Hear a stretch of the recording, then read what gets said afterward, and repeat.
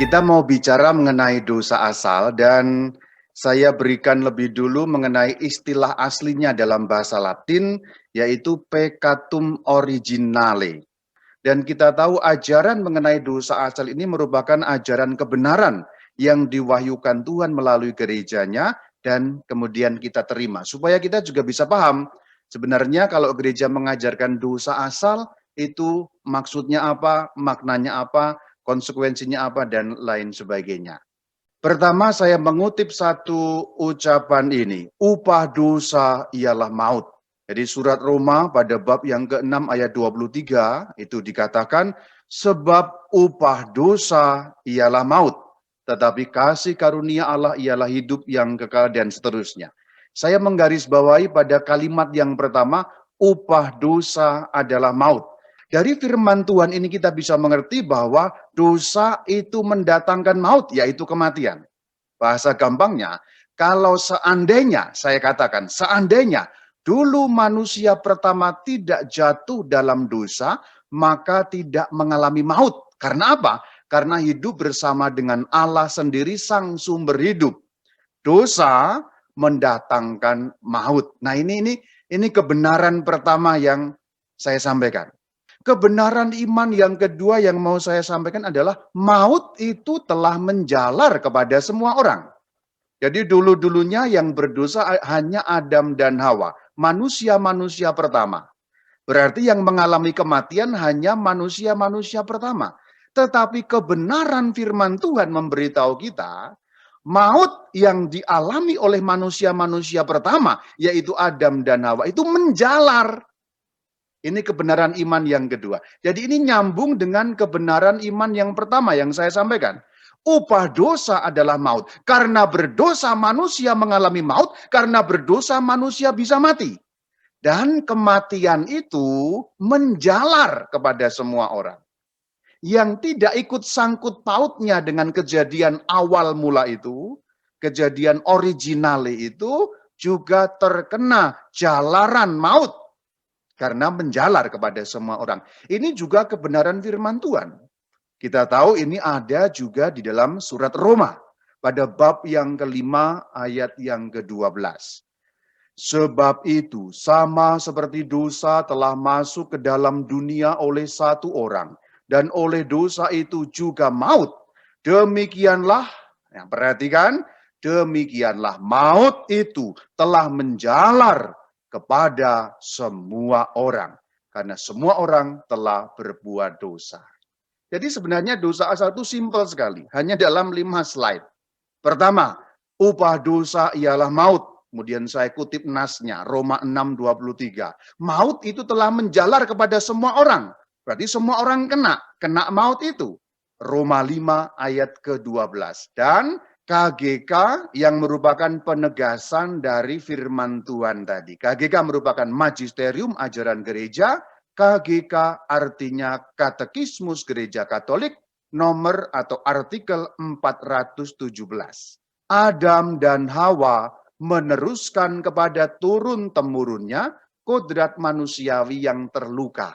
Apa yang dimaksud kodrat manusiawi yang terluka? Manusia yang bisa mati. Manusia yang kena kematian. Nah itu yang dimaksud kodrat manusiawi yang terluka. Pada saat awal Adam dan Hawa diciptakan, Adam dan Hawa diciptakan tanpa mengalami kematian. Mereka tidak bisa mati sebelum jatuh dalam dosa. Tetapi ketika jatuh dalam dosa, istilahnya atau perlambangannya adalah kemanusiaan yang terluka, yang telah berdosa, berarti bisa mati itu. Nah inilah yang disampaikan dalam ajaran gereja. Kemudian jadi itu maksudnya apa? Keadaan manusiawi yang bisa mati itu. Yang mengalami kekurangan kekudusan dan keadilan asli. Kok disebut kekurangan? Karena berkurang. Yang tadinya utuh, Tuhan katakan dalam kisah penciptaan, dalam kitab Kejadian sungguh amat baik, yang diciptakan sungguh amat baik yaitu keutuhan ciptaan, semua baik, itu betul. Tapi karena jatuh dalam dosa yang sungguh amat baik itu kurang. Kekurangan itu yang dimaksud dosa asal. Jadi sebenarnya dosa asal itu sangat simpel. Simpelnya, saya ulangi sekali lagi, upah dosa adalah maut. Jadi manusia yang sungguh amat baik karena berdosa kurang, mengalami defisit. Defisitnya itu disebut kematian. Nah, kematian itu telah menjalar kepada semua orang sampai kepada kita. Keadaan dapat mati itu, keadaan kekurangan kekudusan itu, keadaan yang sudah hilang sungguh amat baiknya itu disebut peccatum originale. Selesai. Ini bahasa Jepang jelas dan gampang untuk memahami dosa asal. Jadi sebenarnya dosa asal itu suatu keadaan, bukan perbuatan. Kita punya dosa asal, artinya kita berada dalam keadaan yang bisa mati karena maut telah menjalar kepada semua orang akibat dosa manusia pertama. Sampai di sini muncul pertanyaan, loh kok bisa Romo? Kan kita nggak bersalah Romo. Yang salah kan Adam dan Hawa. Kenapa kita mewarisi apa yang kita tidak buat? Itu simpel, saudara-saudari. Memang seperti itulah hukum alamiah. Kita lihat, saya mau gambarkan dalam bentuk gambar. Ini gampang untuk memahami. Ini saya menggunakan suatu perlambangan untuk gampang memahami dosa asal. Kita tidak membuat dosa itu, tetapi kita terkena dampaknya. Betul? Ya. Jadi dosa asal itu keadaan yang kena kepada kita. Dampak yang terkena kepada kita meskipun kita tidak membuatnya. Ini gambar apa sih Romo? Yang sebelah kiri itu gambar raja, kaisar. Yang sebelah kanan itu gambar ya katakanlah pengemis, kere gitulah ya. Saya mau menggambarkan dosa asal itu seperti ini. Kita tidak berbuat tapi terkena dampaknya. Itulah dosa asal, peccatum originale. Anggap saja ya. Papa saya itu seorang raja besar, kaisar gitu ya.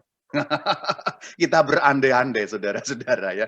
Papa saya, ayah saya, seorang kaisar besar, raja maharaja, raja diraja, kekayaannya luar biasa, wilayahnya luas, hebat pokoknya. Kalau saya lahir dari seorang maharaja, saya berarti lahir dalam keadaan apa? Dalam keadaan menjadi bangsawan, saya anak raja, saya ada dalam kemewahan, saya ada dalam kekuasaan, saya ada dalam kehebatan. Karena apa? Lahir dari seorang kaisar. Bayu anak kaisar, maka terlahir sebagai anak kaisar. Saya juga mewarisi semua yang ayah saya punya.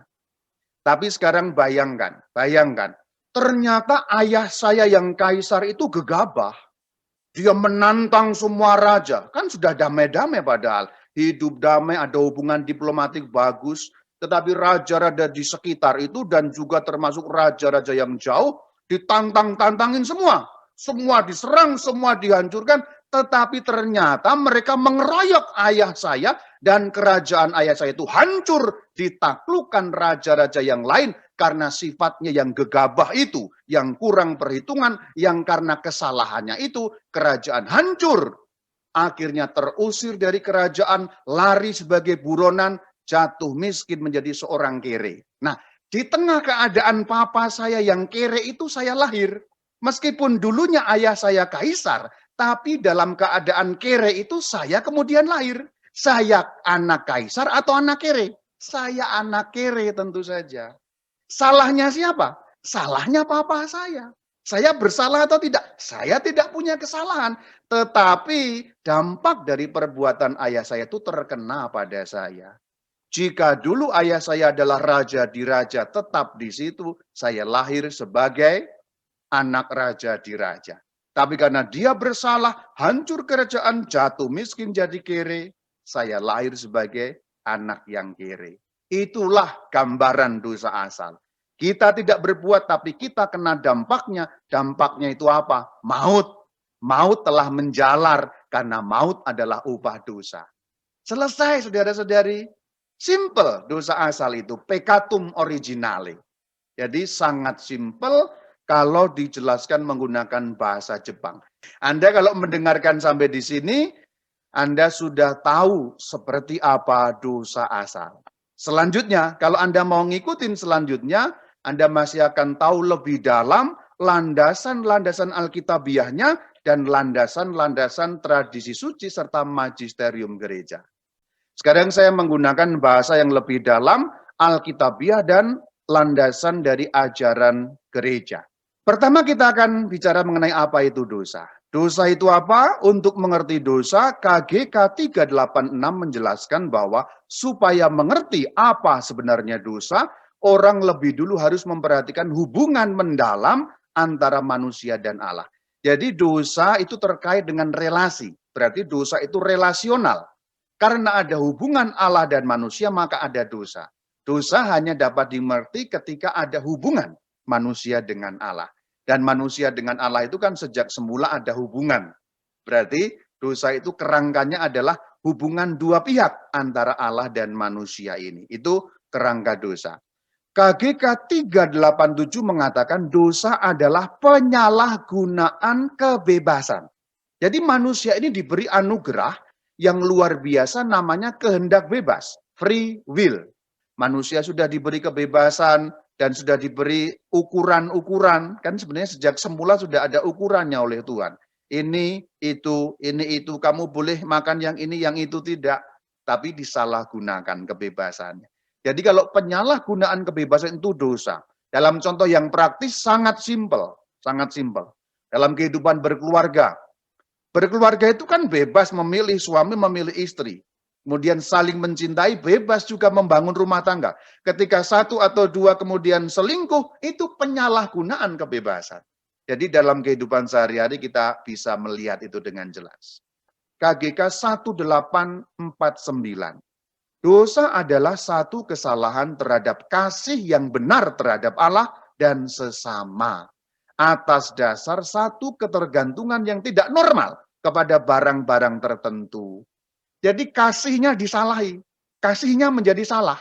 Selanjutnya KGK 1849. Dosa didefinisikan sebagai kata, perbuatan, dan keinginan yang bertentangan dengan hukum abadi. Hukum abadi itu hukum Allah. Jadi itu berkaitan dengan kata, perkataan, perbuatan, dan kehendak, keinginan. Dalam doa saya mengaku, kita berdoa apa itu? Saya mengaku ya telah berdosa dengan pikiran, lalu apa? Perkataan, perbuatan. Nah, pikiran ini maksudnya keinginan. Berpikir itu berarti kita menginginkan. Dan menginginkan itu sudah bisa menginginkan yang jahat.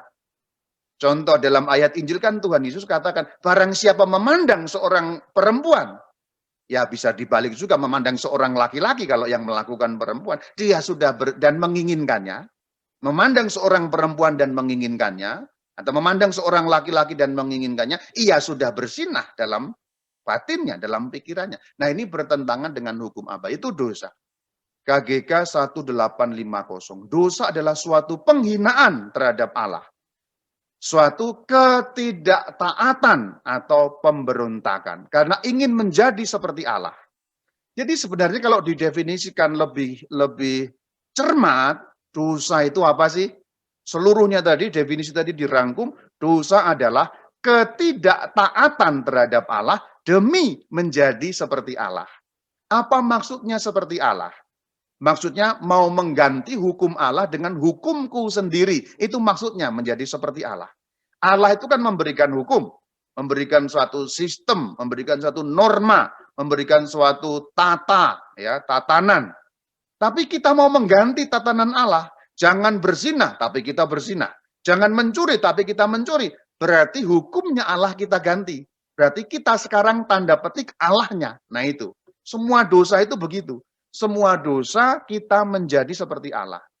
Mengatur dunia menurut aturanku, bukan aturannya Tuhan. Kan gitu. Dan ketidaktaatan diawali dari ketidaktaatan. Maka nanti saudara-saudari, Yesus Kristus membalikkan itu. Maka kalau kita membaca dalam surat Filipi 2, mulai dari ayat 2 sampai 11, ya, kita membaca bahwa Yesus Kristus taat bahkan sampai mati di kayu salib. Jadi dosa itu ketidaktaatan. Maka lawannya apa? Ketaatan. Maka ketaatan seperti yang diteladankan, dicontohkan oleh Sang Kristus baginda kita, itu persis menghancurkan dosa. Dan upah dosa apa? Maut. Kalau dosanya dihancurkan, mautnya juga dihancurkan. Maka Yesus itu disebut mengalahkan maut. Itu logikanya. Upah dosa, maut. Sumbernya maut itu apa? Dosa. Kalau Yesus Kristus taat Sedangkan dosa adalah ketidaktaatan, berarti beliau sudah menghancurkan dosa. Kalau dosa sumbernya hancur, mautnya mati, hilang. Maka dikatakan Sang Kristus mengalahkan kuasa maut itu seperti itu. Artinya seperti itu. Pokok intinya dihancurkan sehingga sumbernya itu dimatikan.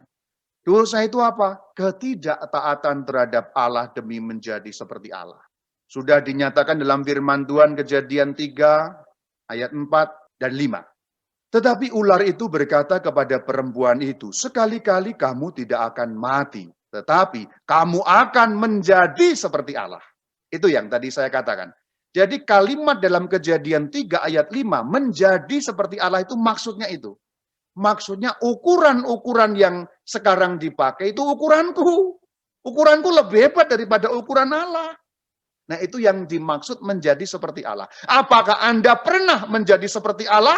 Kalau pernah berarti Anda ikut manusia-manusia pertama ini. Kayaknya hampir dari kita semua, atau boleh dikatakan bukan hampir, tapi semua dari kita pernah menjadi seperti Allah. Ngatur menurut ukuranku, bukan aturan hukum Tuhan. Nah gitu. Nah ini pemahaman mengenai Kejadian 3 ayat 5 ini seperti itu. Menjadi seperti Allah itu maksudnya seperti itu. Mengganti hukumnya Allah dengan hukum Allahku sendiri. Maka dikatakan dalam Roma 5 ayat 19 ini ayat yang lain yang menjadi landasan Alkitabiah. Jadi sama seperti oleh ketidaktaatan satu orang, semua orang telah menjadi orang berdosa. Demikian pula, perhatikan, oleh ketaatan satu orang, semua orang menjadi orang benar. Jadi ini dibalik-balikkan. Jadi ini versus, ketidaktaatan versus ketaatan. Jadi kehadiran Sang Kristus menebus dosa kita, itu juga memberi teladan ketaatan. Ini bisa loh, ternyata manusia itu dianugerahi akal budi dan kehendak dan bisa menjadi taat. Itu arti dari kehadiran Sang Kristus Tuhan junjungan kita. Nah kemudian juga kita lihat dalam Ibrani 4 ayat 11. Firman Tuhan ini katakan, karena itu baiklah kita berusaha. Nah, berusaha apa? Jangan seorang pun jatuh karena mengikuti contoh ketidaktaatan. Ini suatu nasihat. Firman Tuhan memberi keterangan kepada kita, berusahalah, gampangnya gitu. Jangan sampai jatuh, jangan ikut contoh ketidaktaatan. Ketidaktaat yang dimaksud apa? Dosa. Dosa itu apa? Ingin menjadi seperti Allah. Nah itu. Dan dalam KGK 1850 dikatakan dosa itu penghinaan kepada Allah. Ada ayatnya Romo ada. Landasannya dari Roma 2 ayat 23. Engkau bermegah atas hukum Taurat. Mengapa engkau sendiri menghina Allah dengan melanggar? Jadi pelanggaran hukum Allah itu berarti penghinaan terhadap Allah. Itu tadi mengenai dosa. Berarti mengenai dosa kita sudah mulai ngerti intinya dosa itu apa? Kalau diringkas secara bahasa ringkasnya, dosa adalah ketidaktaatan untuk menjadi seperti Allah. Apa artinya seperti Allah? Artinya adalah mau mengganti hukum Allah dengan hukum menurut caraku sendiri. Padahal Allah mengatur, memberikan hukum, menciptakan segala sesuatu, juga memberikan norma atau aturan itu sungguh amat baik. Nah kita mau mengganti yang sungguh amat baik itu menurut ukuranku sendiri. Menurut baiknya tapi baik dalam pikiranku, pandanganku yang sempit ini sendiri. Itu artinya dosa. Maka kalau kita kembalikan pada dosa original tadi, maka menjadi jelas Adam dan Hawa tidak taat. Sudah dikasih perintah kan? Sudah dikasih perintah jangan makan yang di tengah. Semua boleh kamu makan. Dimakan. Itu artinya apa? Artinya tidak taat. Karena apa? Karena mau menjadi seperti Allah. Maksudnya apa? Allah sudah memberi aturan. Tapi Adam dan Hawa membuat aturan sendiri. Berarti Allahnya sekarang tanda petik Allahnya Adam dan Hawa. Dia menempatkan atau mereka menempatkan diri mereka menjadi lebih tinggi daripada Allah. Harusnya mereka akan percaya. Allah memberi perintah seperti itu, maksudnya apa? Maksudnya demi kebaikan mereka tentu saja. Allah haruslah dipercaya dalam hal itu supaya ada kebaikan yang terjadi pada diri mereka. Itulah yang dimaksud dengan kebaikan yang Allah sampaikan dalam hukumnya, yang dikatakan sungguh amat baik. Sungguh amat baik itu termasuk sistem-sistem yang diciptakan Allah itu. Termasuk perintah jangan makan yang di tengah itu yang disebut sungguh amat baik itu. Ketika itu dilanggar, yang sungguh amat baik hancur. Nah, itulah dosa. Dosa itu terbagi dalam dua bagian besar. Kalau kita ngomong tentang dosa menurut ajaran Katolik yang sumbernya dari Alkitab. Yang pertama disebut dosa asal. Istilah aslinya peccatum originale. Ini saya perkenalkan juga istilah aslinya. Karena kadang-kadang terjemahan itu juga perlu dijelaskan menggunakan istilah asli, saudara-saudari. Dosa asal apa? Peccatum originale. Juga kita bisa mengatakan dosa original, dosa asli, gitu ya. Original itu kan asli, bukan KW ya. Aslinya dosa itu yang itu. Kalau kita ini kopian-kopian dosa, gampangnya begitu. Jadi yang pertama dosa asal peccatum original. Yang kedua disebut dosa pribadi atau peccatum personale. Nanti saya akan jelaskan selanjutnya. Ini dulu dipahami dosa dalam ajaran gereja Katolik yang bersumber dari ajaran Alkitab itu ada dua jenis yang golongan besar, yaitu dosa asal atau istilah latinnya peccatum originale dan dosa pribadi atau peccatum personale. Kemudian di dalam dosa pribadi ini masih terbagi dua lagi. Kalau dosa asal itu cuma satu ya, dosa asal sudah, dosa asal, peccatum originale, satu. Nah, dosa pribadi itu terbagi dua, yaitu yang disebut dosa berat atau istilahnya peccatum mortale dan dosa ringan atau peccatum veniale. Terjemahan dosa berat dan dosa ringan ini menurut saya ini misleading. Jadi saya lebih suka menggunakan istilah aslinya dosa mortal dan dosa venial. Saya akan menggunakan itu nanti pada umumnya. Jadi kalau saya bicara mengenai dosa mortal, maksudnya dosa berat. Kalau saya bicara mengenai dosa venial, maksudnya dosa ringan. Terjemahannya bukan salah, tetapi masih menimbulkan ambigu gitu maksud saya. Dan ini semua, seluruh dosa ini yang disebut dosa dunia. Jadi kalau Alkitab itu memberi istilah dosa dunia, kan itu kan ada ya. Juga kan kita mengucapkan selalu dalam setiap misa kan ya. Dalam setiap misa kan kita mengucapkan selalu. Anda tahu? Kita menyebut dosa dunia itu pada saat misa, apa itu? Pada saat Agnus Dei, anak domba Allah.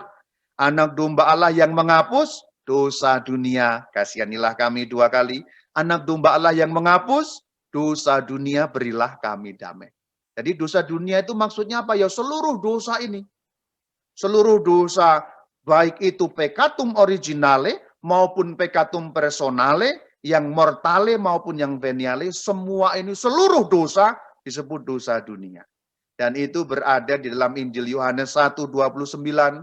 Yohanes melihat Yesus datang kepadanya dan ia berkata, lihatlah anak domba Allah. Siapa yang dimaksud? Yesus Tuhan kita. Yang menghapus dosa dunia. Jadi mana yang dihapus oleh Yesus? Semua ini. Peccatum originale, peccatum personale, baik yang mortale maupun yang veniale. Dosa asal, dosa pribadi, yang berat maupun yang ringan, seluruh dosa yang diistilahkan dengan sebutan dosa dunia. Semua dihapus oleh Sang Kristus. Mari bahas satu persatu. Tadi kan baru pembagiannya. Kita bahas peccatum originale, dosa original. Lewat dulu ya, nanti kan dibahas khusus, karena tema kita kan itu.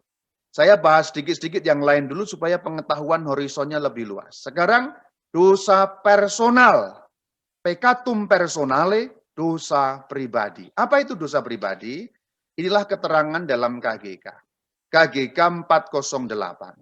Akibat-akibat dosa asal dan semua dosa pribadi manusia. Jadi dosa pribadi manusia itu berarti dosa yang dilakukan orang per orang secara sendiri-sendiri. Saya punya dosa yang saya lakukan sendiri, namanya dosa pribadi Bayu. Karena dilakukan oleh pribadi si Bayu, bukan oleh si Edi. Ketika Edi melakukan dosa, yaitu dosanya Edi. Itu namanya dosa pribadi. Entah mortal, entah venial. Entah besar, entah ringan. Entah berat, entah kecil. Nah itu. Jadi nanti kalau ada orang lain, Eko, ya itu melakukan dosa, yaitulah dosa pribadi Eko. Itu yang dimaksud dosa pribadi. Roma 3:23 landasannya. Karena semua orang telah berbuat dosa. Jadi sejak Adam dan Hawa, semua orang kemudian berbuat dosa.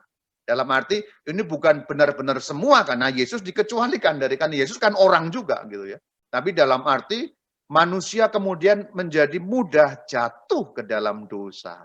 Entah mortal, entah venial. Nah, dalam dosa pribadi tadi ada dua kategori ya.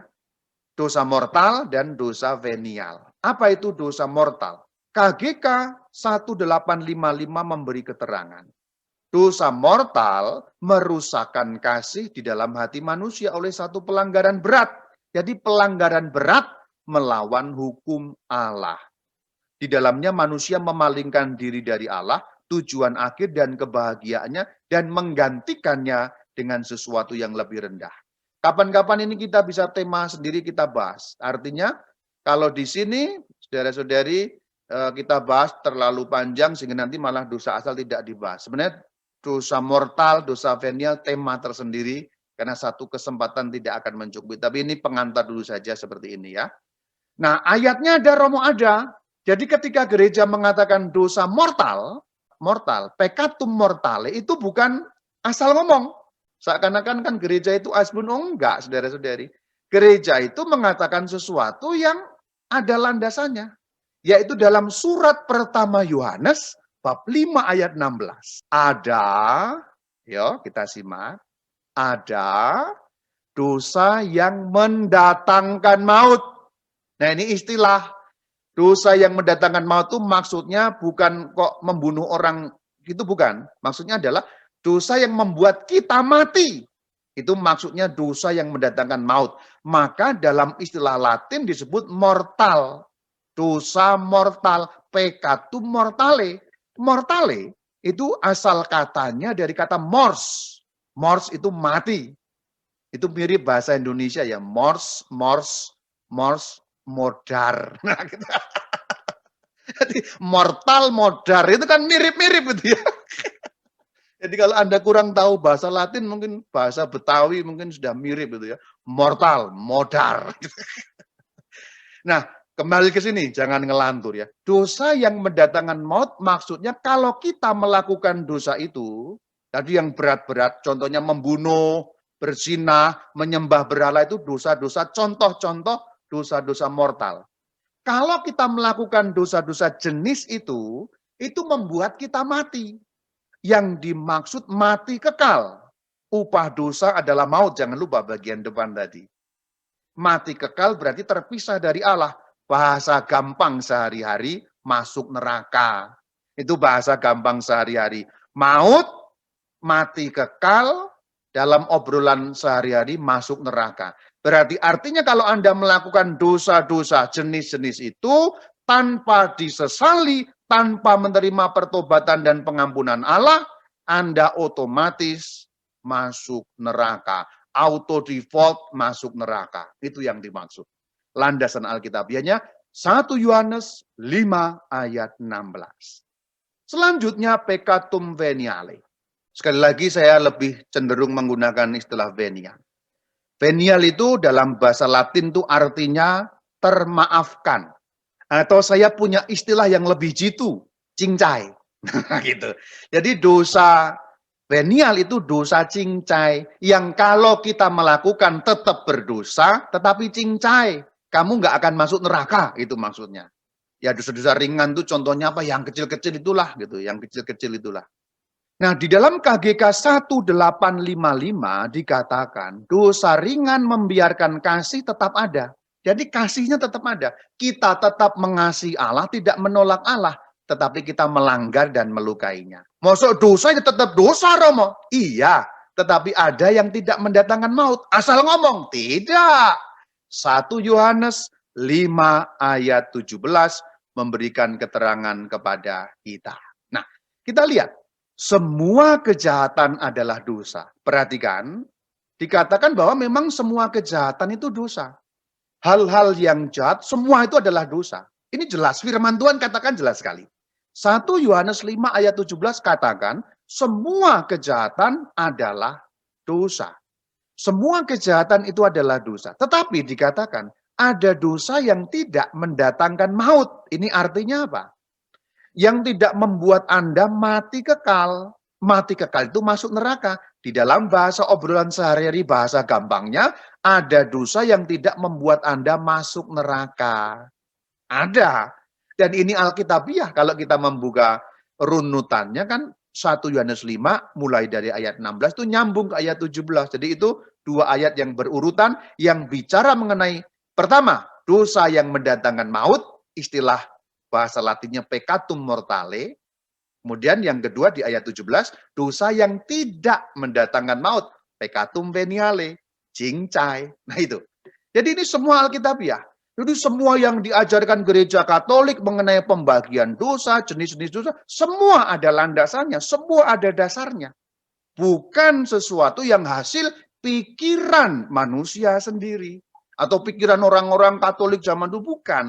Ini kemudian dirumuskan oleh ajaran gereja, tetapi sumbernya jelas Alkitab. Jadi gereja Katolik itu sangat Alkitabiah. Kalau ada orang-orang yang nuduh, gereja Katolik meninggalkan Alkitab, tidak. Semua ajaran Katolik adalah Alkitab sumbernya. Jelas sekali. Peccatum originale. Apa itu dosa asal? Nah kita lihat di dalam KGK 397. Digoda oleh setan, manusia membiarkan kepercayaan akan penciptanya mati di dalam hatinya. Menyalahgunakan kebebasannya dan tidak mematuhi perintah Allah.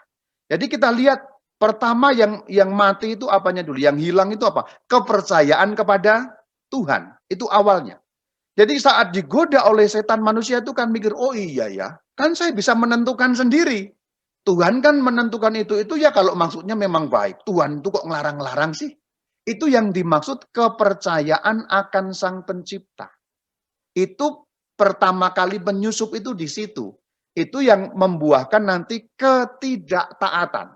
Maka KGK bagian ini bagian terakhir dikatakan, tiap dosa merupakan ketidaktaatan kepada Allah dan kekurangan kepercayaan akan kebaikan Allah. Jadi ada dua hal. Pertama, tidak taat kepada hukum Allah karena apa? Kurang percaya. Sebagai gambaran gampangnya, Adam dan Hawa kenapa kemudian jadi makan buah yang dilarang itu? Karena tidak percaya bahwa aturan Tuhan itu baik. Kebaikan itu ditentukan oleh pandangan manusia sendiri. Enggak kayak gitu kok nggak boleh dimakan, kayak gitu kok dilarang. Kan dalam Alkitab dikatakan, dia melihat, perempuan itu melihat kayaknya enak dimakan. Nah itu. Dan kemudian dia memutuskan, Adam juga memutuskan ikut makan. Artinya kekurangan kepercayaan. Jadi saudara-saudari, sebelum datangnya dosa itu ada kekurangan kepercayaan. Maka kekurangan kepercayaan itu menjadi pintu masuk ketidaktaatan. Ketika Anda kekurangan kepercayaan pada kebaikan Tuhan, maka nanti ujung-ujungnya tidak taat. Enggak pakai korupsi, gimana saya bisa kaya ya? Ini kan Anda kekurangan kepercayaan akan kebaikan Tuhan, bahwa Tuhan sanggup memberikan rezeki untuk Anda tanpa korupsi. Anda tidak yakin bahwa itu bisa, maka kemudian menjadi tidak taat ngambil duit negara. Karena kekurangan kepercayaan bahwa Tuhan itu baik dan sanggup memberi. Wah, kalau buka usaha, buka toko, gimana bisa laris kalau tidak pakai penglarisan Gunung Kawi? Nah ini apa? Ini kan awalnya kekurangan kepercayaan. Anda tidak percaya bahwa Tuhan yang Maha Kaya itu sanggup melariskan usaha Anda. Maka Anda tidak taat dengan menyembah berhala, dengan mendatangi perdukunan itu. Kan gitu. Kan sebenarnya hal-hal seperti itu yang boleh dikatakan mengakibatkan ketidaktaatan. Jadi ketidaktaatan berawal dari apa? Berawal dari yang namanya kekurangan kepercayaan terhadap apa? Kebaikan. Bahwa Tuhan itu baik. Tuhan sudah katakan sebenarnya, pada awal mula Tuhan sudah katakan.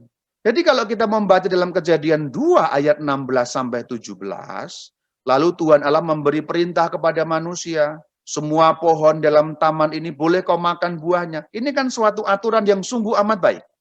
Ayat 17, janganlah kau makan buahnya. Buah apa? Buah pohon pengetahuan itu. Sebab apa? Tuhan katakan, pada hari engkau memakannya, pastilah engkau mati. Dan betul mati. Yang dimaksudkan di sini mati kekal. Memang tidak langsung mati, tetapi kematiannya nanti betul-betul mati. Maksudnya apa? Mengalami kematian atau bakal mengalami kematian. Bahasa gampangnya gini, seandainya Adam dan Hawa tidak makan buah pohon itu, yang berarti mereka taat, dengan makan kan tidak taat. Dengan tidak taat mati, mengalami kematian. Andai kata taat, mereka tidak bisa mati. Karena mereka diciptakan, ditiupkan roh Allah ke dalam diri mereka. Meskipun manusia itu debu, berasal dari debu tanah, tetapi yang menghidupkan rohnya roh Allah. Berarti persatuan dengan Allah tidak membuat mereka mati. Tidak mungkin mati, gampangnya gitu. Jadi kalau enggak dosa, enggak mati. Mati karena dosa, dan betul mati. Nanti dikisahkan, Adam mati, ya semua mati, kita juga mati. Jadi itulah upah dosa adalah maut. Roma 6:23 itu menegaskan Kejadian 2 ayat 16 dan 17, terutama pada ayat 17. Nah, kita lihat dalam KGK 398. Dalam dosa manusia mendahulukan dirinya sendiri. Jadi yang didahulukan dirinya sendiri, bukan Allah. Itu sudah jelas. Padahal dikatakan dalam kelanjutan KGK 398, manusia itu ditentukan supaya diilahikan. Apa maksudnya diilahikan? Ya makin bersifat seperti Allah. Jadi sebenarnya ini ironi. Ini ironi. Ini cerita ironi, saudara-saudari. Sebelum jatuh dalam dosa, manusia itu kan sudah seperti Allah sebenarnya. Dalam arti tidak bisa mati. Dalam arti berada dalam keabadian. Dalam arti bebas menggunakan apapun juga. Allah katakan kamu bebas. Jadi sebenarnya menjadi seperti Allah itu sudah dialami oleh manusia sebelum dosa. Tapi ular dasar ini, ular ini, iblis, setan ini pinter sekali. Kamu akan menjadi seperti Allah. Padahal sudah. Jadi manusia melepaskan sesuatu yang utama, yang mulia, berlian emas, untuk mengejar khayalan kosong yang ditawarkan iblis. Iblis kan menggembar-gemborkan, kamu akan seperti Allah. Padahal sudah. Bayangkan tadi, dengan gambaran kaisar, anak-anak kaisar tadi. Keadaan saya itu sudah anak kaisar gitu loh. Saya disuruh melakukan hal lain yang konyol, yang membuat saya menjadi kere, tapi godaannya nanti kamu akan menjadi anak kaisar. Loh, saya ini sudah anak kaisar. Itulah ironi yang luar biasa dalam dosa manusia pertama. Dan semua dosa adalah ironi. Dan kita ini pelaku-pelaku ironi. Itulah saudara-saudari. Maka dikatakan dalam KGK 399, Adam dan Hawa langsung kehilangan rahmat kekudusan asli.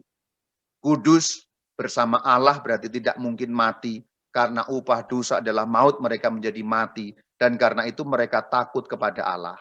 Semua orang telah berbuat dosa, kehilangan kemuliaan Allah. Roma 3 ayat 23. Maksudnya apa? Pada saat manusia diciptakan awal, saudara-saudari, manusia itu kan penuh dengan kemuliaan. Seperti Allah. Hidup abadi, hidup kekal itu kan seperti Allah sudah. Tetapi hilang karena mati, karena dosa. Nah itu yang dimaksud. Menjadi takut tadi ya, dikatakan menjadi takut. Dulu hubungannya kan tidak takut. Hubungan Tuhan dengan manusia sebelum datangnya dosa ini kan baik-baik saja. Tapi perhatikan ketika dosa datang. Kejadian 3 ayat 9 ayat 10. Tuhan Allah memanggil manusia berfirman, di mana engkau? Iya, maksudnya manusia menjawab. Ketika aku mendengar bahwa engkau di taman, aku menjadi takut. Kenapa kok jadi takut? Karena dosa. Dosa membuat hubungan kacau, hancur. Yang tadinya hubungannya baik, menjadi sangat takut. Dosa membuat takut. Anda kalau berbuat dosa itu mau sekeren apapun Anda berdosa, Anda tetap takut. Apapun takutnya lah. Ada yang takut neraka, ada yang takut ketahuan, ada yang takut istrinya, ada yang takut suami. Apapun ada takutnya. Tidak mungkin tidak ada ketakutan. Dosa itu pasti menghasilkan ketakutan. Apapun yang ditakuti, beda-beda yang ditakuti. Nah kemudian dikatakan dalam KGK 400, keselarasan yang mereka miliki rusak. Pada awal itu semua selaras. Ada ciptaan-ciptaan itu semua selaras. Manusia tinggal makan buah karena semua dihasilkan dengan selaras. Gampangnya adalah semua hubungan antar alam itu harmoni. Tapi kemudian dihancurkan. Bahkan dikatakan kesatuan pria dan wanita mengalami ketegangan. Hubungan mereka ditandai keinginan dan nafsu untuk berkuasa. Hubungan Adam dan Hawa pun menjadi renggang, menjadi retak. Menjadi dipenuhi dengan keinginan-keinginan yang tidak lagi murni, yang tidak lagi asli, sungguh amat baik. Perhatikan, Kejadian 3 ayat 7. Maka terbukalah mata mereka berdua dan seterusnya, mereka tahu mereka telanjang, lalu mereka menyemat daun pohon ara dan membuat cawat. Jangan dikira cerita membuat cawat ini hanya simple artinya, ini tidak simple artinya. Membuat cawat berarti menutupi ketelanjangan mereka. Padahal dalam kejadian awal, kalau kita membaca dalam kisah penciptaan, keduanya telanjang tetapi keduanya tidak merasa malu. Berarti pada saat manusia itu belum jatuh dalam dosa, ketelanjangan itu tidak berpengaruh apa-apa. Ketelanjangan itu murni, betul-betul murni. Dan memang ketelanjangan itu kalau tanpa suatu pikiran dosa, memang murni. Saya beri contoh, itu masih bisa ada contohnya sampai zaman sekarang. Sekarang saya beri contoh bukan porno, bukan apa ya. Kalau ada bayi-bayi telanjang, dan bayi memang telanjang biasa kan, kecil-kecil itu masih. Kalau bayi-bayi telanjang dijejerkan, di situ telanjang. Ada bayi laki-laki dan perempuan telanjang digolerkan atau ditidurkan jejer. Apa yang terjadi? Ya tidak terjadi apa-apa. Tapi mohon maaf, kalau laki-laki dan perempuan dewasa berjejer telanjang, apa yang terjadi? Ya terjadi apa-apa. Ketelanjangan karena datangnya dosa, kemudian menjadi renggang hubungan, dikuasai oleh nafsu dan lain sebagainya. Nah ini gambaran simpel yang masih kita lihat sebenarnya. Bayi itu kan artinya masih pikirannya ya suci, boleh dikatakan murni, tidak ada pikiran aneh-aneh. Maka bayi-bayi itu kalau dijejerkan telanjang ya nggak masalah gitu. Untuk orang yang berpikiran suci, yang artinya sebelum jatuh dalam dosa, Adam dan Hawa, ketelanjangan tidak pengaruh. Ketelanjangan itu kemurnian belaka. Tapi setelah mereka menjadi berdosa, ketelanjangan membahayakan. Jangan-jangan, apa-apa. Jadi keterangan membuat cawat dalam Kejadian 3 ayat 7, maknanya dalam dan luar biasa. Kehancuran kemurnian, kehancuran rasa percaya. Adam dan Hawa sebelum telanjang karena percaya nggak akan gimana-gimana. Tapi sekarang mereka kehilangan rasa percaya itu. Hubungan jadi renggang. Dalam cerita selanjutnya juga lebih jelas lagi. Kejadian 3, 11, 12. Firman-Nya Tuhan berfirman, apakah engkau makan dari buah pohon itu yang kularang? Manusia menjawab, berarti ini Adam. Adam itu menjawab, perempuan ya kon tepatkan itu. Itu si perempuan yang nyuruh saya, yang ngasih saya. Berarti ini ada apa? Ini ada kalimat menyalahkan. Nanti perempuan menuding ular. Tuding menuding. Dan ini kemudian lestari di kehidupan kita sekarang kan. Nah, itu saudara-saudari. Asik kan? Ini bahasa gampang sekarang, pakai bahasa renungan gampang. Dulu Romo seandainya manusia nggak jatuh dalam dosa, virus itu kira-kira ada atau enggak ya Romo? Ya mungkin ada, tapi nggak membuat kita gimana-gimana gitu. Gitu saja. Mungkin virus itu sudah ada, tapi virus nggak akan membuat kita jadi kayak sekarang. Kalau keselarasan awal ada. Nah itu, karena selaras dan harmoni. Ini yang KGK 400 ya, keselarasan ciptaan rusak. Jadi manusia memperlakukan alam dengan sembarangan itu sudah dapat kita lihat lah. Kerusakan ekologis dan seterusnya ini semuanya menjadi kacau. Cara memandang ciptaan lain itu menjadi kayak bermusuhan. Manusia menaklukkan alam, padahal kan memelihara dan sebagainya, tapi dalam arti mengeksploitasi. Nah, hal-hal seperti itulah yang dinamakan keselarasan yang rusak.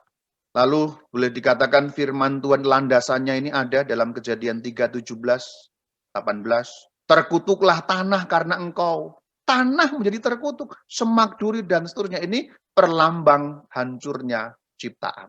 Ayat pendukungnya Roma 8:20, seluruh makhluk telah ditaklukkan kepada kesia-siaan. Dan dalam KGK 400 kita jelas, maut memasuki sejarah umat manusia. Itu yang paling utama. kembali menjadi debu. Roma 5:12, maut telah menjalar kepada semua orang. Maut telah berkuasa oleh satu orang, Roma 5 ayat 17. Dan kita kembali ke penjelasan awal kita tadi setelah ini kan urean-urean yang untuk membuka horizon Anda, kita kembali ke awal tadi, kembali ke sini, maut telah menjalar kepada semua orang, yaitu kematian jiwa dalam istilah KGK 403. Namun gereja memberi solusi dalam KGK 403. Karena keyakinan iman ini, gereja memberi pembaptisan untuk pengampunan dosa. Jadi maksudnya pembaptisan itu menghapuskan apa? Menghapuskan dosa asal. Keadaan mati kita dipulihkan. Sehingga kita tidak terpisah dari Allah. Jadi bahasa gampangnya apa? Semua manusia yang lahir di dunia ini terpisah dari Allah. Mati kekal. Tapi dengan dibaptis, dihidupkan. Artinya gampangnya, punya hak untuk masuk bersama Allah, masuk surga kalau bahasa gampangnya gitu. Jadi pembaptisan itu penting sekali untuk memulihkan keadaan mati kekal. Jadi sebenarnya dosa itu kan diwariskan dalam KGK 404. Mengapa dosa Adam menjadi dosa bagi semua turun-temurunnya? Sudah saya jawab di bagian awal. Adam dan Hawa mewariskan keadaan dosa. Jadi sesungguhnya KGK 404 memberi keterangan yang bagus sekali. Dengan demikian, dosa asal adalah dosa dalam arti analogi, suatu penggambaran. Jadi istilahnya dosa, tapi bukan yang kita perbuat karena kita terkena dampak dosa itu. Berarti dikatakan, ialah dosa yang orang menerimanya. Jadi terkena dampaknya. Bukan melakukannya. Kita bukan pelaku, tapi kena dampaknya. Jadi dikatakan dosa asal itu suatu keadaan. Keadaan mati yang kita terima karena sudah menjadi anak keturunannya Adam. Shalom Alaikum.